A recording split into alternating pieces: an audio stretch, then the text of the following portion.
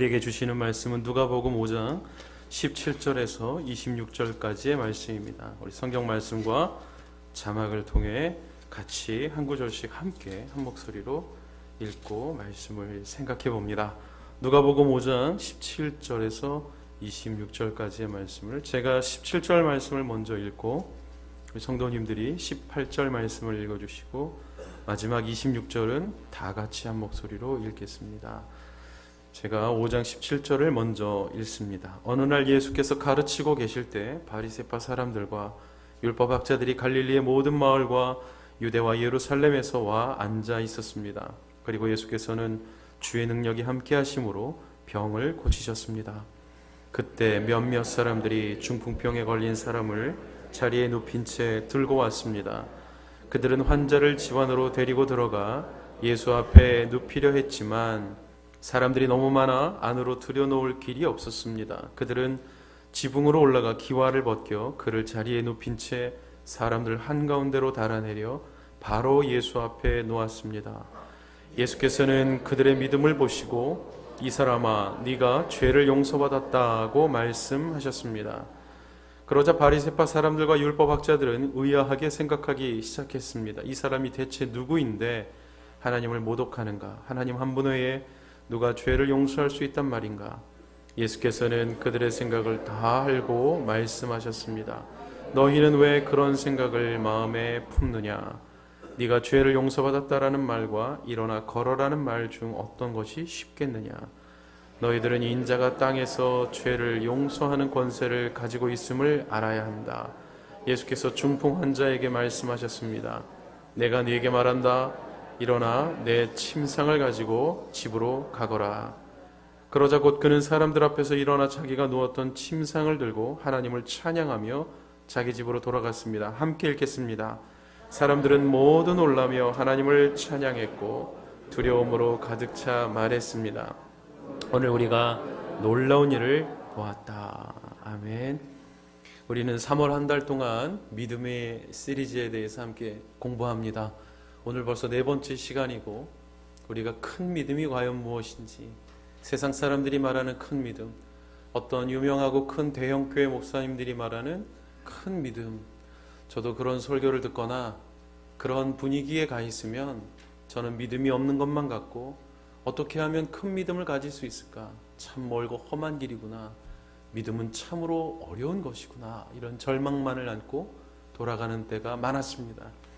그러나 예수님께서 신약시대에 직접 오셔서 사역을 하셨던 그때에 네 믿음이 크구나, 네 믿음이 너를 구원하였구나 라고 말씀하셨던 그 상황은 우리가 알고 있는 것과는 상당히 차이가 있는 것 같습니다.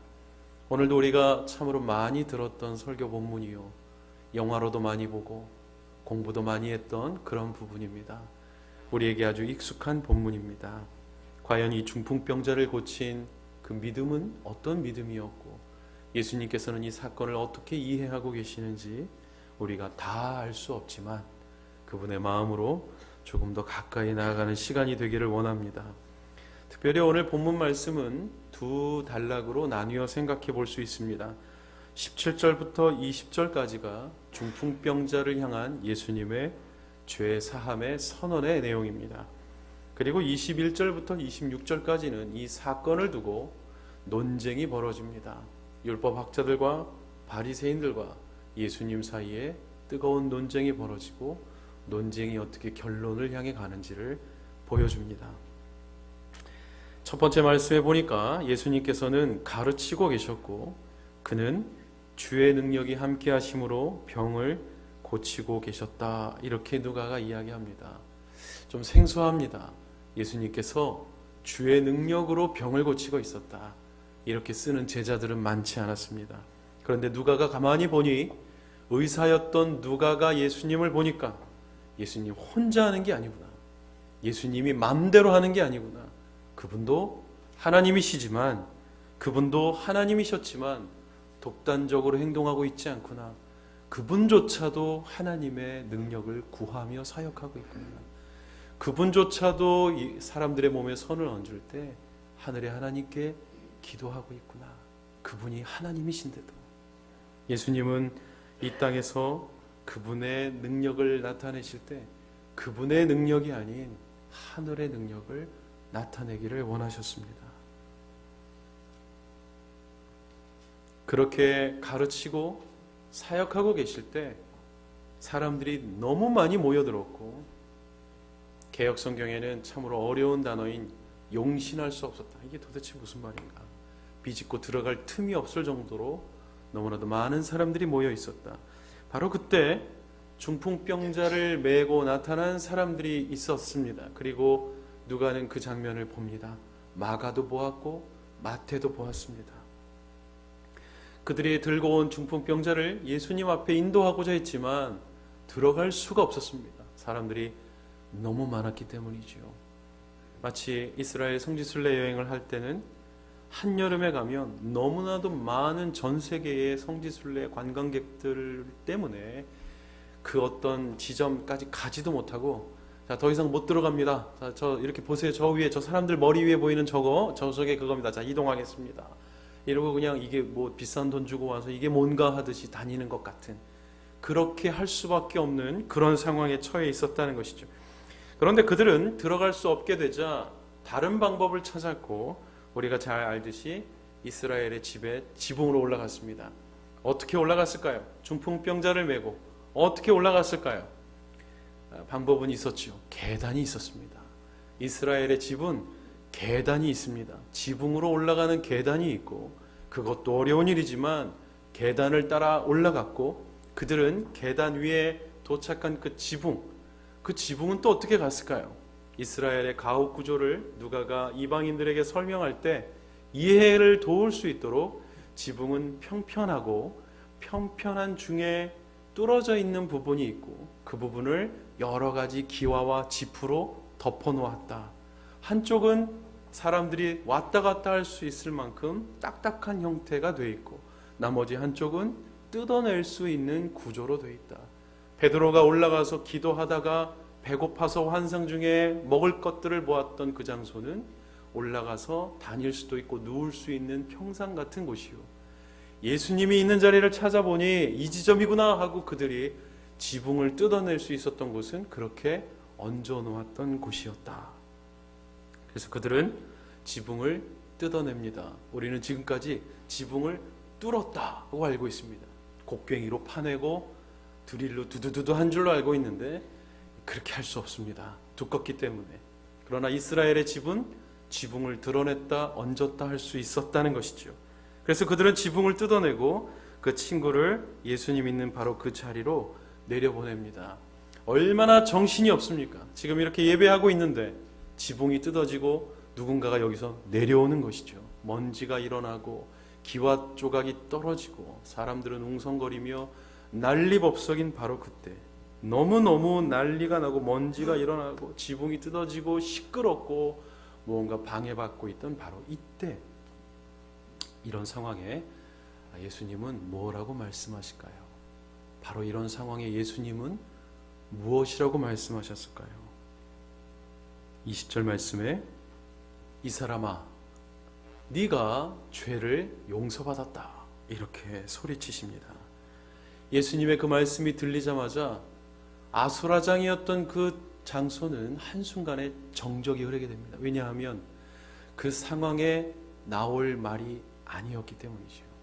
예수님의 이 말씀은 그곳에 있던 다양한 여러 종류의 사람들의 모든 이목을 집중시킬 수 있는 그런 한마디의 말씀이었습니다. 조용해졌습니다. 특별히 예수님의 이 말씀은 그 지역에 있던, 그 상황 가운데 있던 세 부류의 사람들에게 모두에게 해당하신 말씀이었습니다. 그 세 부류 중에 첫 번째는 중풍병자입니다. 예수님이 중풍병자에게 먼저 말씀하신 겁니다.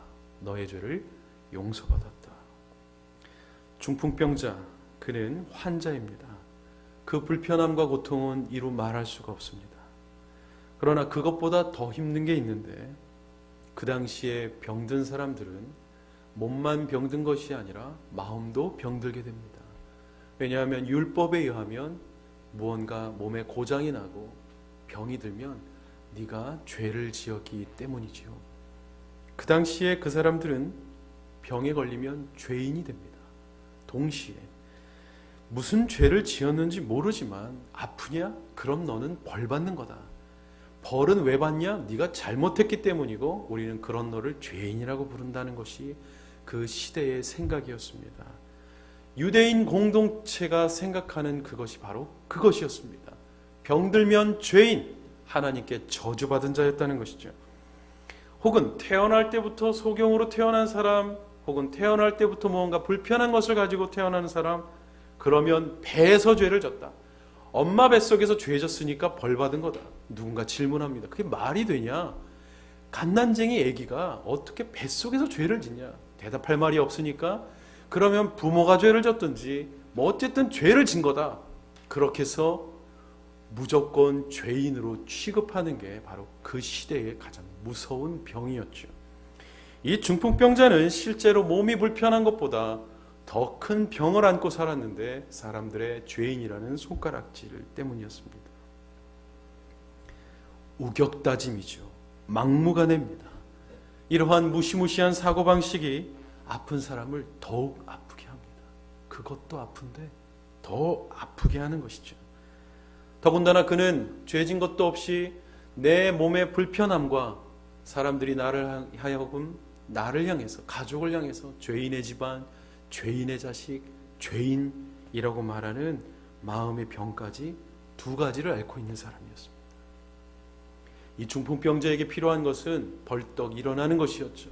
나는 죄인이 아니다라는 것을 말하고 싶은 겁니다. 가장 필요한 것이 바로 그겁니다. 그게 눈에 보이는 해결 방법이고 그것이 확실한 것이죠. 그러나 주님은 그렇게 하지 않으십니다. 이게 우리의 말씀이 어려운 점이요, 우리의 신앙생활이 어려운 점이 이겁니다. 눈에 보이는 것, 당장 급한 것, 그것부터 해결해 주시면 좋은데 주님은 그렇게 하지 않습니다. 눈으로 보아서 해결된다면 오히려 쉬울 것이지만 중요한 것은 보이지 않는 것이다. 중요한 것은 눈에 보이는 것이 다가 아니다라는 것입니다. 예수님이 보시기에 중풍병자에게 가장 필요했던 것은 너의 이 아픈 것은 너의 잘못이 아니다 라는 선언이었습니다. 유명한 치유의 영화인, 유명한 영화배우가 로빈 윌리엄스가 등장하는 굿 윌 헌팅이라는 영화 많이 보신 분들이 있을 겁니다. 천재 수학자의 문제를 풀지 못하던 그 난제를 청소부 학생이 풀어내기 시작합니다. 사람들은 깜짝 놀라기 시작했고 그는 그 교수와 만나게 되었죠. 그와 함께 1대1을 하고 교제를 나누며 정서적인 교감 그리고 마음을 터놓기 시작할 때 그가 어릴 때부터 수많은 학대를 당해왔다는 것을 교수가 알게 됩니다. 그리고 나서 그분이 그 영화의 가장 명대사인 이 이야기를 그에게 해주죠. It's not your fault. 그건 네 잘못이 아니다. 중풍병자에게 필요했던 것은 너는 죄인이 아니다. 그 말이 가장 먼저 필요했던 것입니다. 그 마음의 굴레를 벗겨주는 것이죠. 그 마음의 아픔을 먼저 씻어주는 것입니다. 당신 잘못이 아닙니다. 당신 때문에 그렇게 된 것이 아닙니다. 우리는 급하지만 주님은 급하시지 않습니다. 우리는 이것이 해결되길 원하지만 주님은 더 중요한 문제를 먼저 해결해 주기를 원하십니다. 이 사람아 너의 죄가 용서받았다. 이 말씀의 두 번째의 대상자는 바로 바리새인들과 율법학자들입니다. 이 사람들 배운 사람들입니다. 힘이 있는 사람들입니다. 능력이 있고 돈이 있는 사람들이죠. 모든 세력을 다 갖고 있는 사람들입니다. 그런데 이 사람들이 바로 아픈 사람들을 죄인이라고 규정짓는 사람들입니다. 병든 사람들은 병으로 인해 다 빼앗겼는데 그 마음마저 짓밟는 사람들이 바로 이 사람들이었죠. 하나님의 말씀을 연구하는 율법학자요. 하나님의 율법대로 산다고 자기 자신을 의인으로 만들었던 바리새인들이었죠. 그러나 이 사람들 병든 사람을 더 죄인 만들고 아무도 못 고치게 합니다. 우리가 신약 성경을 읽을 때 이들의 기가 막힌 말을 듣습니다. 6일이라는 기간이 있으니 그때 고침을 받아라. 안식일에는 병도 고치지 말라는 것이 그들의 사고방식이었습니다. 너의 죄를 용서받았다는 말은 바로 이 사람들에게 하신 말씀이었죠. 너희는 잘못 생각하고 있다. 너희는 틀렸다. 너희들이 잘못 배웠다. 위험하구나. 너희들의 그 생각과 행동은 오히려 너희들이 병들었다는 것을 말하고 있구나. 간음의 현장에서 붙잡힌 여인을 데리고 와서 모세가 죽이라고 했다고 예수에게 시비 거는 사람들이었죠. 부정한 것에 손을 대면 우리도 부정해지니까 병든 사람들은 나가라, 마을 밖으로 쫓아내는 사람들이었습니다. 떨어져 살아라, 함께 있지 않겠다. 원래 병이 나은 사람들은 제사장에게 가서 우리의 몸을 보이고 제사장의 선언을 들어야 합니다. 그런데 예수님께서는 병이 낫기도 전에 선언부터 하신 겁니다. 그래서 이 사람들이 시끌시끌합니다. 이게 지금 무슨 짓이냐? 하나님을 모독하는 게 아니냐? 예수님은 그들에게 이야기해 주기 위해 네 죄를 용서받았다 이야기하셨습니다.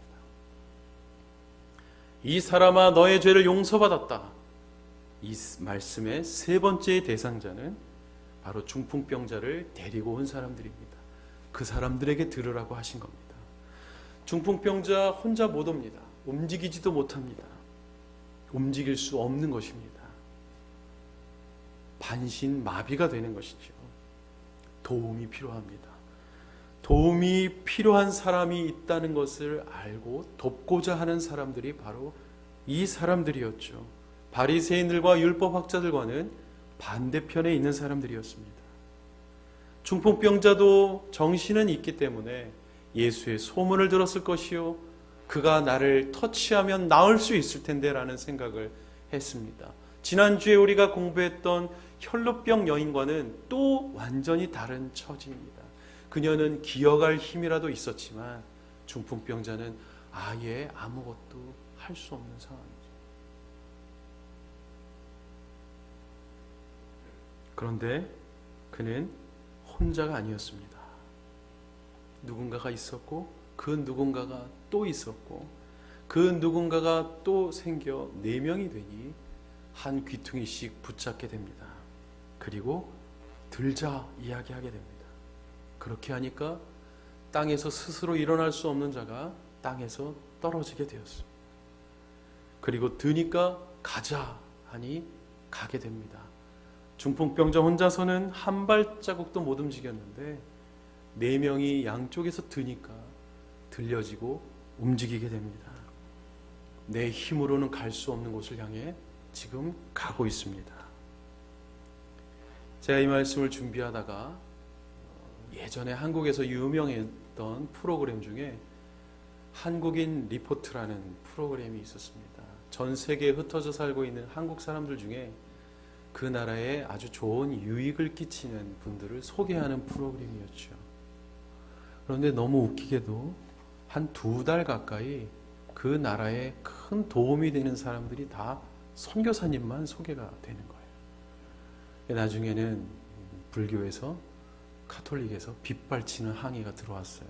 지금 뭐 종교 프로그램 만들고 있냐. PD가 아니라고 해명을 했지만 찾아가서 찾아보니까 다 소개받은 사람들이 복음주의 선교사님들이었던 거를 내가 어떻게 하라는 거냐 했지만 방송 안 보기 운동한다 어쩐다 난리를 쳐서 불교에도 소개받고 카톨릭에도 소개받고 그냥 일반인들도 소개받아 많은 분들이 소개됐습니다. 그 중에 중앙아시아의 카자흐스탄에 귀머거리, 벙어리 이런 사람들만을 위해서 사역하는 카자흐스탄 언어를 수화로 배운 선교사님의 이야기가 소개되었습니다. 이분은 두란노에서 책도 나왔습니다. 김민여 선교사님이신데요. 장애인들만을 위해 사역하는 그분이 헤딩을 하다가 넘어져서 목이 부러져서 목 아래로는 아무것도 쓸 수 없는, 말도 잘 못하고 움직이지도 못하는 건장한 체구의 축구 선수를 찾아갑니다. 어머니에게 가도 되냐고 물어보는데 어머니가 시장에서 호떡 파는 아주머니였고 그 어머니도 수화밖에 못합니다. 어머니에게 물어물어 축구 선수를 찾아갔어요. 아파트에 살고 있는데 중앙아시아 아파트는 그냥 모양만 아파트고요. 걸어가야 됩니다. 축구 선수라서 몸이 큽니다. 근데 이분을 휠체어에 태워서 계단을 내리고 오는데 돕는 사람들의 얼굴에 땀이 비오듯 흐릅니다. 그리고 그를 축구장으로 데리고 갑니다. 그랬더니 이 친구가 축구를 저렇게 하면 안 된다고 막 이렇게 이야기하는 거예요. 선교사님이 그것을 통역하면서 지금 작전 지시하고 있다고 이렇게 같이 환하게 웃는 장면이 마지막 장면이었습니다. 몇 년 만에 처음 집 밖을 나와봤다. 그렇게 이야기했습니다. 그 사람 혼자서 못 나오는 것이죠. 그들은 중풍병자를 어떻게 해서든지 예수님에게로 데려가고 싶어 했습니다. 그런데 도저히 들어갈 수가 없습니다.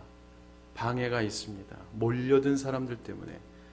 그들은 중풍병자를 방해하는 방해를 하고자 온 사람들이 아니었고 자기들도 필요가 있어서 온 사람들이었죠. 절박함은 누구나 다 같습니다. 도저히 들어갈 수가 없으니 어떻게 해야 되나, 그 순간 포기해야 되는가 할 때 4명이 함께 모여 있으면 다 같이 포기하지 않습니다. 지혜가 생기고 대화가 생깁니다. 그들은 올라갑니다. 뜯어냅니다. 그리고 내려보내는데 성공합니다. 이 모든 과정을 주님께서는 아셨다는 듯이 그들의 믿음을 보셨다고 이야기했습니다. 우리가 보기에는 집회를 방해하고 정신없게 하고 난리를 치게 하는 어떤 행동이었는데 예수님께서는 그것을 믿음이라고 보셨다는 겁니다. 그리고 그 믿음을 본 뒤에 선언하신 말씀이 네 죄가 용서받았다. 예수님께서 중풍병자에게 가장 필요한, 가장 중요한 죄사함의 권세를 사용하실 수 있었던 것은 그를 데리고 온 그 사람들의 믿음 때문이었죠. 중풍병자가 나은 이유가 바로 그들 때문이었다는 것입니다. 오늘 저는 이 말씀의 제목을 이렇게 정했습니다. 너의 믿음, 나의 구원입니다. 너의 믿음 때문에 내가 구원받을 수 있다는 겁니다. 어머니 기도 때문에 내가 구원받을 수 있고 부인의 기도 때문에 내가 구원받을 수 있다는 겁니다. 그런데 나는 아무렇게나 살고 나는 펑펑 놀고 우리 엄마가 교회 다니니까 저는 괜찮아요. 이건 아닙니다. 나는 믿음으로 살지 않으면서 나는 절박하지도 않으면서 누군가 날 위해 기도해 주니까 괜찮겠지. 그거 아닙니다. 나에게도 절박하고 믿음이 있지만 내가 할 수 없는 것에 한계점에 다다라 있을 때 그때 너의 믿음은 나를 구원하는 것이죠. 나는 절박한데 어떻게 해야 될지를 모르겠다. 그때 그런 나를 돕는 믿음이 나를 구원하는 것입니다. 사실 저는 제 인생이 절박하지 않았습니다. 그냥 이렇게 살려고 했었죠. 그래서 기타를 배웠을 때도 가수가 되려고 배웠고, 그래서 기타를 들고 돌아다닐 때도 유명한 가수 언저리쯤은 갈 수 있겠지라고 생각하며 인생을 막 방치했었습니다. 학교에서 온몸에 막걸리를 묻히고 밤새도록 노래하다가 마지막 교문을 나서면 공부하다가 나온 형을 만나곤 했습니다. 두 형제가 다른 곳에 있다가 마지막 교문을 나가는데 있던 과정은 상당히 다른 것이었죠. 나중에 제가 목회자가 되고 그렇게 되었을 때 어머니가 하셨던 말씀이 있었습니다. 하나님, 저거 말릴 수도 없고 어떻게 할 수가 없는데 저렇게 할 것 같으면 하나님 찬양하는 사람 되게 해주십시오. 하나님 찬양하는 사람 되게 해주십시오. 어머니의 기도는 저를 절박함으로 인도하기 시작했습니다. 인생이 꼬이기 시작했고 인생이 험난하기 시작했죠. 그 속에서 저는 잃어버렸던 옛 신앙의 추억을 더듬거리기 시작했고 하나님을 찬양하며 그분을 처음 만났던 장소로 인도함을 받게 되었습니다. 내 마음대로 살면서 어머니의 기도가 저를 구원하진 않았습니다. 저는 절박했고 더 이상 할 수 없는 한계에 다다랐을 때 어머니의 기도는 저를 구원해 주셨죠. 너의 믿음, 나의 구원입니다. 오늘 이 말씀을 통해 나는 누구인지를 봅니다. 나는 중풍병자인가? 바리새인인가? 중풍병자를 메고 온 사람인가?